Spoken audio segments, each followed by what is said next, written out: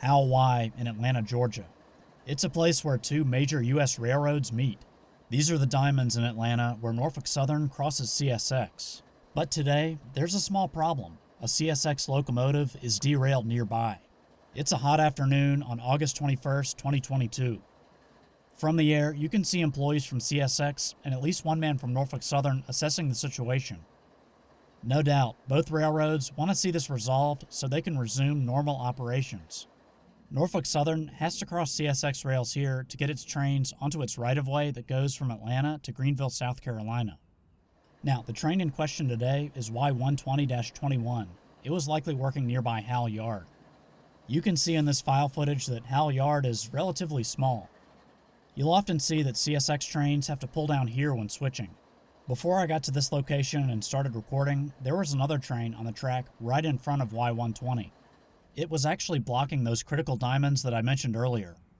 One thing you'll notice is that there's no heavy machinery here ready to rerail this engine. Many of the derailments I've covered in the past involve a contractor using these side boom tractors.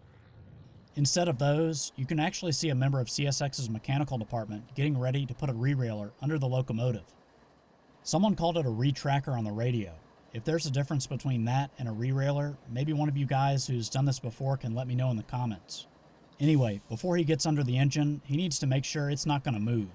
3-step is applied for the man setting the retrackers on the 5216. I understand. Got a 3-step. We're working at wreck site protection, going for re-railing right now. Over.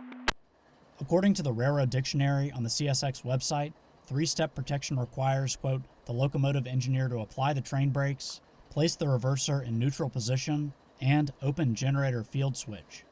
Even with the safety precautions in place, it still takes a brave man to get under the wheels of a massive locomotive. And the locomotive we're talking about is CSXT 5216, a GE ES44 DC. You can see one of the engine's sunshades above the engineer's side windows is hanging off the cab. There also appears to be another sunshade between the rails here. I've made it pretty clear so far. This is a busy and critical area. Here comes a Norfolk Southern train. It would not need to cross over those diamonds. It was headed south.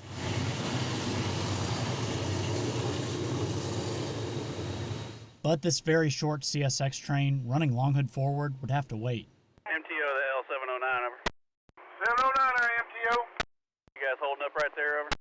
Oh yeah, we ain't going nowhere. I just want to make sure there. Thank you, sir. The CSX dispatcher also made it clear to the train's engineer not to approach the diamond. Not that they were going to. I'm going to talk some NS trains across this crossing there at Howell Tower, so do not get near the NS crossing at Howell Tower until we speak again. As you heard, the railroad calls this point Howell Tower, and there was actually a man tower here at one time. Of course, CSX now controls this spot from Jacksonville, Florida. A short time after getting those instructions from the dispatcher, the train's engineer got some more guidance from the men working to re-rail the engine. Command 120, engineer, over. Y120 engineer answering, over. Mechanical says cut out number 3 traction motor while we do this, please. It's them.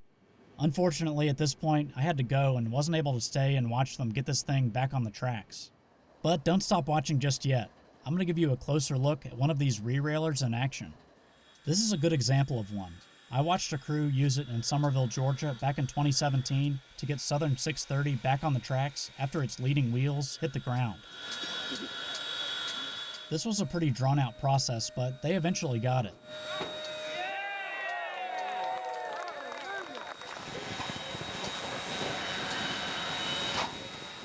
Back in Atlanta, you can barely hear over the radio that the CSX locomotive was also successfully re-railed. Am I on the rail on this 120? On the rail, thank you. I kept my audio recorder going as I drove away.